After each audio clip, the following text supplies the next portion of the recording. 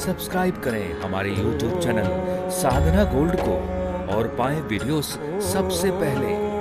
Bell icon दबाना ना भूलें।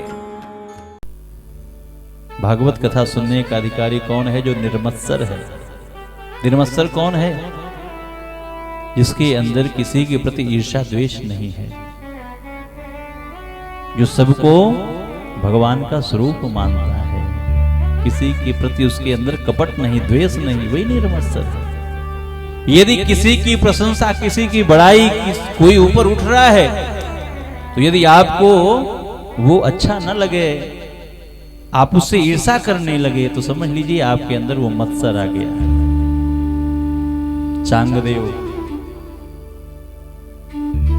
इतनी सिद्धियां थी उनके पास,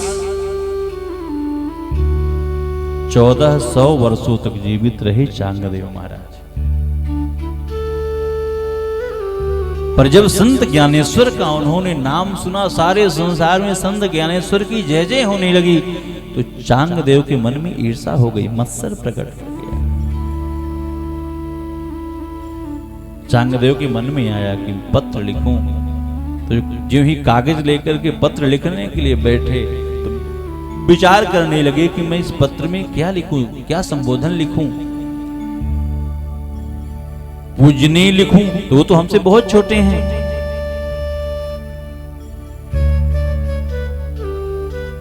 पूजनीय भी नहीं लिख सकता,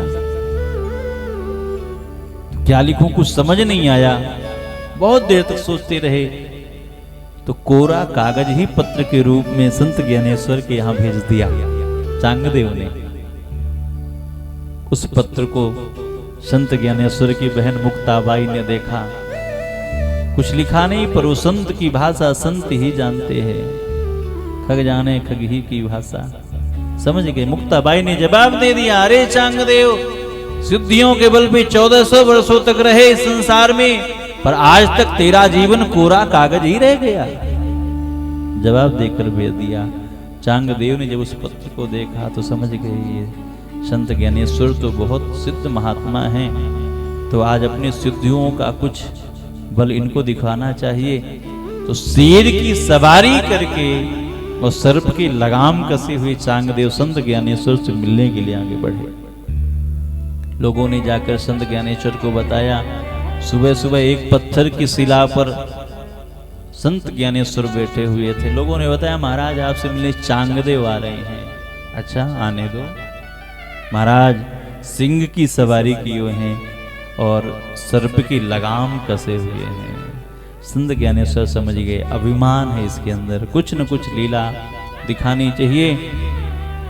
तो आज जिस पत्थर की शिला पर बैठे हुए थे, संत ज्ञानेश्वर ने उसको आदेश दिया और वो पत्थर की शिला ही चल पड़ी महाराज।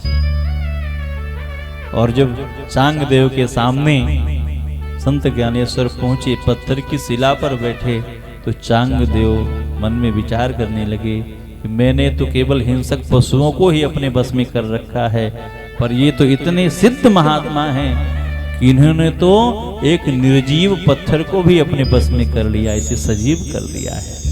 और आज चांगदेव संत ज्ञानेश्वर के चरणों पर गिर पड़ते हैं। मत्सर रहित बनिए। किसी की प्रतिष्ठा, किसी की बड़ाई, किसी का ऊपर उठना आपको अच्छा नहीं लगता, तो आपके अंदर मत्सर है। निर्मत्सर होकर के कथा सुनो।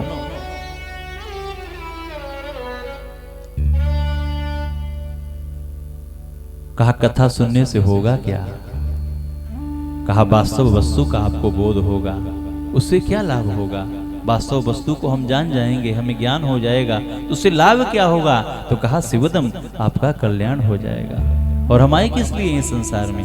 कल्याण के लिए तो आए हैं। जिस समय आपके मन में भावना उठती है कि हमें ठाकुर जी की कथा सुननी है, उसी समय भगवान आपके अंतःकरण में आकर के बध जाते हैं।